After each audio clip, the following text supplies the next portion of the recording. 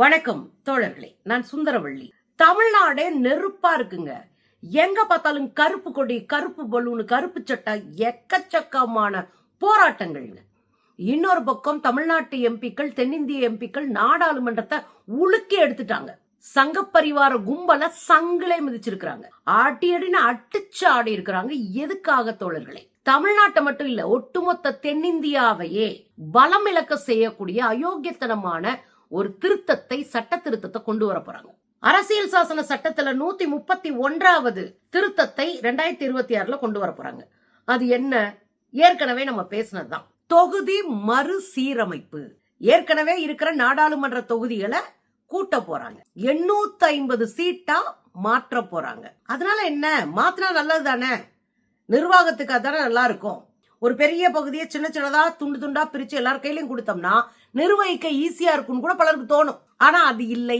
தென்னிந்தியாவை பலம் இழக்க செய்யறதுன்னா எப்படி அப்படின்னா, தென்னிந்தியாவில் இருக்கிறவங்க எல்லாம் எனக்கு ஓட்டே போட வேணாம், நீ பாட்டுக்கு ஒரு ஓரமா உட்கார்ந்துரு.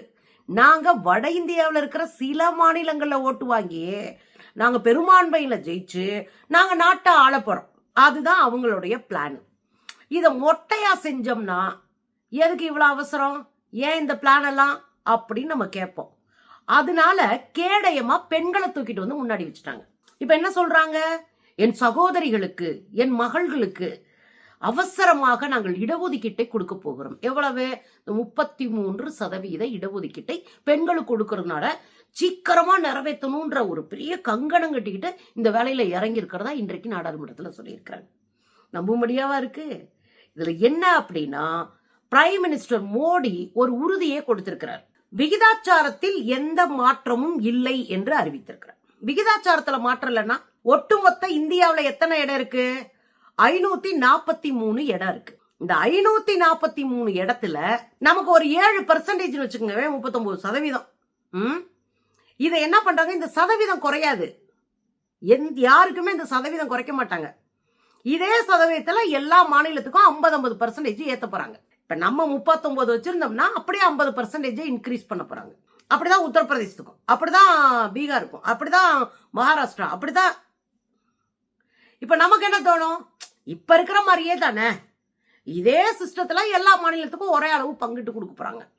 அதனால எந்த பிரச்சனையும் வராது அப்படின்னு தான் நமக்கு தோணும். உண்மையை சொல்ல போனா 815 தொகுதிகள் வரை உயர்த்தப்படும். மற்றதெல்லாம் 850 சொல்லியிருக்காங்களே, மிச்சது மாநிலங்களவை உறுப்பினர்கள் எல்லாம் சேர்ப்பாங்க. இப்போ மக்களவை உறுப்பினர்கள் மட்டும், அதாவது மக்களால் தேர்ந்தெடுக்கப்படக்கூடிய மக்களவை உறுப்பினர்கள் மட்டும் 850 பேர்ல 812-13 வரைக்கும் மக்களவை உறுப்பினர்கள் வச்சுக்கோங்க. மக்களால் தேர்ந்தெடுக்கப்படுகிற உறுப்பினர்கள் மக்களவை உறுப்பினர்கள். தேர்ந்தெடுக்கப்பட்ட எம்எல்ஏக்களால் தேர்ந்தெடுக்கப்படுபவர்கள் மாநிலங்களவை உறுப்பினர்கள். அதுல நியமன உறுப்பினர்களும் உண்டு. இதெல்லாம் தனியா வச்சுக்கலாம். இப்ப மக்களவை உறுப்பினர்களை மட்டும் வச்சு பேசுங்களேன். 800 சில்லற பேர், 815 வரைக்கும் வச்சுக்கோமே. இப்ப தமிழ்நாட்டுக்கு அவங்க என்ன செய்ய போறாங்கன்னா, பாதியா ஒசத்துனா கூட இப்ப 39 சீட்டு தமிழ்நாட்டுக்கு இருக்கு. அத 59 சீட்டா மாத்த போறாங்க. கர்நாடகால 28-42 மாறுது, கேரளாவில் 20-30 மாறுது, தெலுங்கானாவில் 17-26 மாறுது, ஆந்திராவில் 25-38 மாறுது. சரி, ஓகே. எப்படி கூட்டி கழிச்சு பார்த்தாலும் 195 தான் இருக்கு. சரிங்க, ரவுண்டா கூட 200 வச்சுக்கோங்களேன். ஆனா மொத்தம் எத்தனை? 815. 3ல் 1 மடங்கு தான் தென்னிந்தியாவில் தேர்ந்தெடுக்கப்படக்கூடிய எம்பிஸ் இருப்பாங்க. இப்ப மாநிலங்களவையில ஒரு முக்கியமான சட்டம் கொண்டு வந்தா போற போக்குல அவங்க திருத்திட்டு போவாங்க. போற போக்குல கையெழுத்து போட்டு அந்த சட்டத்தை நடைமுறைக்கு கொண்டு வந்துருவாங்க. இப்ப கணக்கெடுப்பு செய்யாமலே சட்டத்தை நடைமுறைப்படுத்திக்கிட்டு இருக்கிற இந்த கும்பலுக்கு வலுவாக ஒரு கூட்டம் கிடைச்சா எல்லாத்தையும் முடிச்சு விட்டு போயிட்டே இருப்பாங்க. அதுதான் அடுத்து நடக்க போகுது. இப்ப ஏன் இவ்வளவு அவசரப்படுறாங்க? பெண்களுக்கு இடஒதுக்கீடுக்கான இல்லை.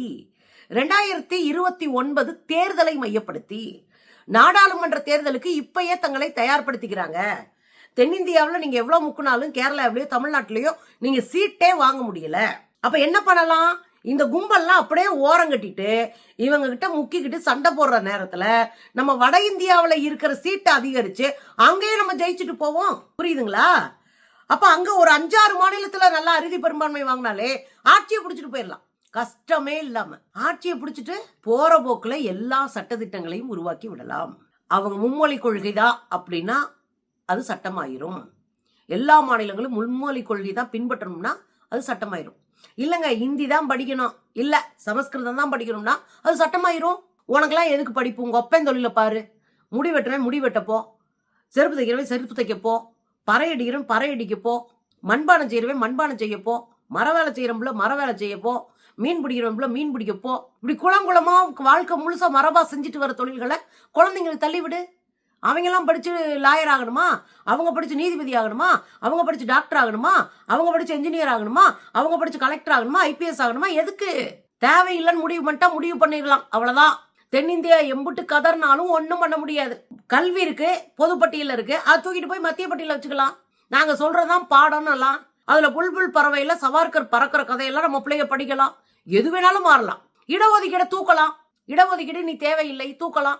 இவ்வளவு தூரம் நம்ம மல்லு கட்டிட்டு இருக்கும் போதே சிறுபான்மை மக்களினுடைய இடஒதுக்கீடை தூக்க முடியுது அவங்களால.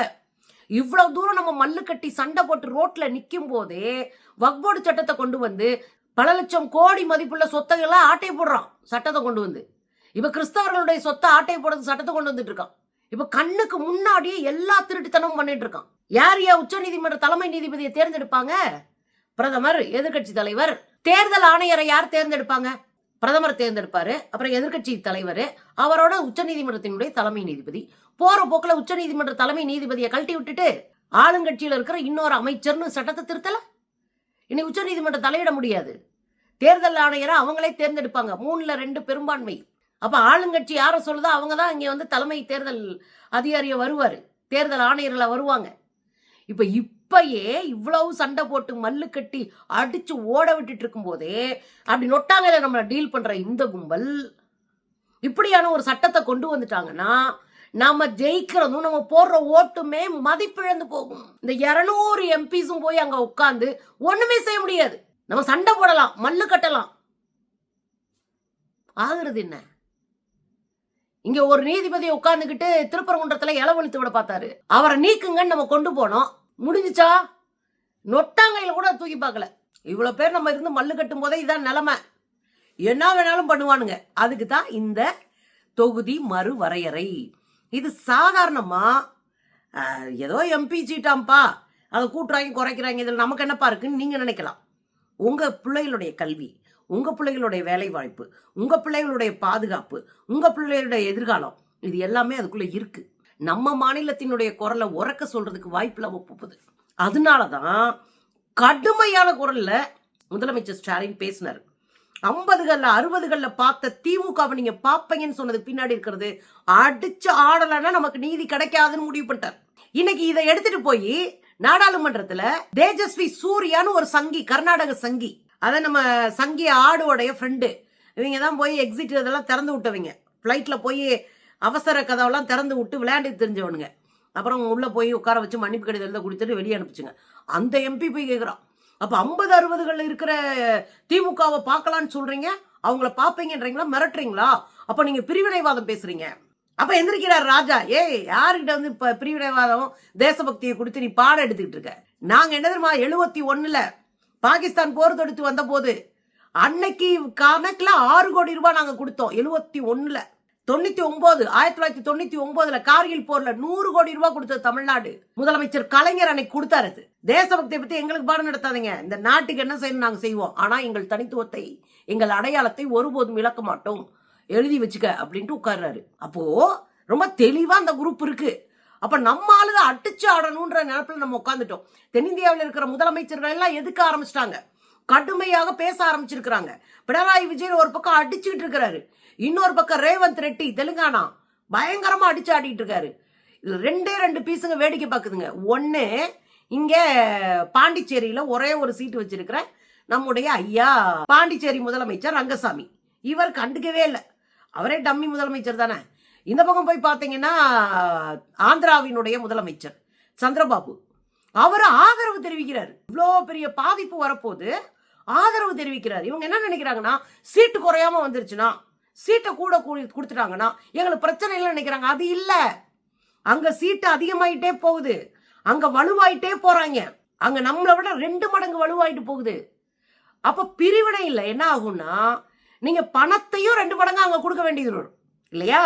ஒரு எம்பிக்கு இவ்வளவு பணம் அவங்க தொகுதிக்குன்னு ஒதுக்குனா அங்க 2 மடங்கு கூட இருந்தா 2 மடங்கு பணம் ஒதுக்குவாங்க. இப்ப நான் உழைப்பேன், நான் வரி கட்டுவேன், தனிநபர் வருமானத்துல அதிகமா சம்பாதிக்கிறது தமிழ்நாடு, வெளிநாட்டு வருமானத்தை அதிகமா கொண்டு வர்றது கேரளா. இப்ப நாம உழைச்சு கொண்டு வர பணத்தெல்லாம் அங்க தின்னுட்டு இருப்பாங்க உட்காந்து, வெறுதா தின்னுட்டு இருப்பாங்க, வளர கூட மாட்டானுங்க. இப்ப உங்களுக்கு புரியுதா அது எவ்வளவு கஷ்டம்னு, எவ்வளவு பிரச்சனைகளை நம்ம இருக்கோம்னு புரியுதா? TR பாலு எந்திரிச்சு நாங்க கருப்பு கொடி ஆர்ப்பாட்டத்தை செய்து கொண்டு இருக்கிறோம் தமிழ்நாட்டுல அப்படின்னு சொன்ன உடனே அவை தலைவர் ஓம் பிர்லா அவர் என்ன சொல்றாரு தெரியுமா? நீங்க கருப்பு கொடி ஏத்துங்க, நீல கொடி ஏத்துங்க, எங்களுக்கு என்னன்னு கேட்கிறார். இந்த கருப்பு கொடி ஏற்றுவது என்பது விளையாட்டுக்கு இல்ல, எங்கள் எதிர்ப்பை காட்டுவது, எங்கள் உணர்வை காட்டுவது, எங்கள் மாநிலத்தினுடைய உரிமையை காப்பாற்ற போகிறோம் என்கிற போராட்டத்தின் வடிவம். நீங்க வெறும் கருப்பு கொடி மட்டுமா கட்டணும்?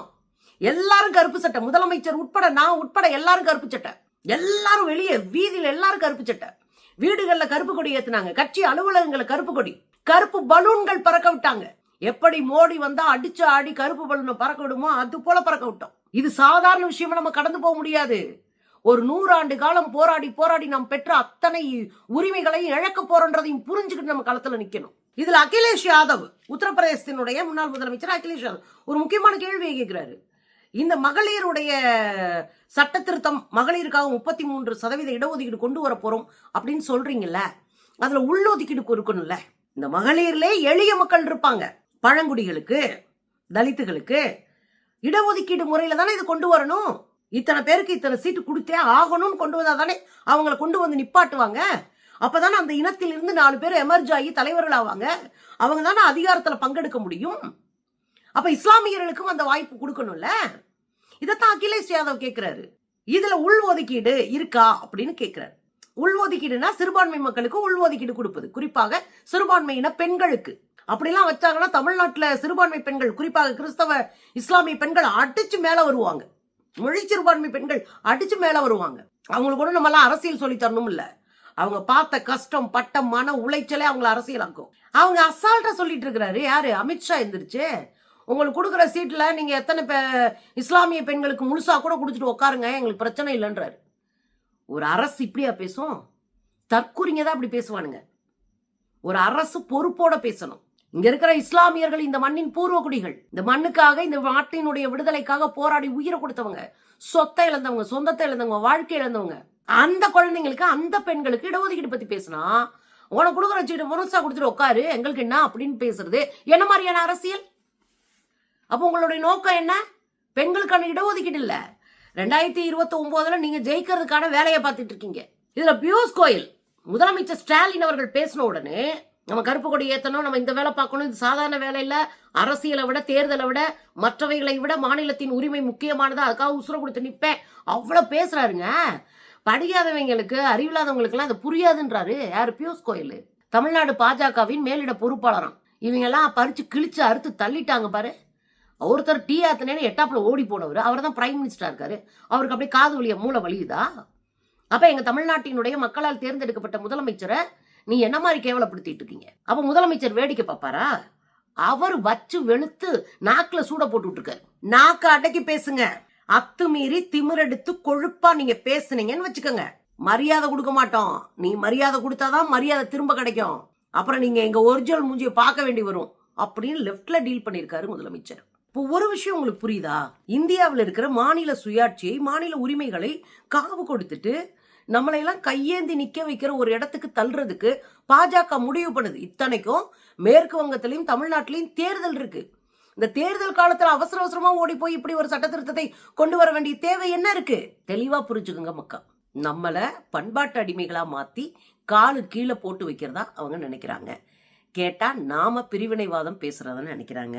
உங்களுடைய கொழுப்படுத்த திட்டங்கள், உங்களுடைய மாநில சுயாட்சியை மதிக்காத தன்மை மாநிலங்களை துண்டு துண்டாக உடைக்க போகிறது. திரும்ப திரும்ப நாங்க எச்சரிக்கிறோம். மாநிலங்கள் உடைய போகுது அப்படின்னா அதுக்கு நீங்க தான் காரணமா இருப்பீங்க. எல்லா காலத்திலையும் மக்கள் பொறுமையா இருக்க மாட்டாங்க. சர்வாதிகாரத்திற்கு எதிராக மக்கள் திரண்டால் அதிகாரம் மண்டியிட வேண்டிய கட்டாயம் ஏற்படும். மோடிக்கு ஞாபகப்படுத்துறேன்.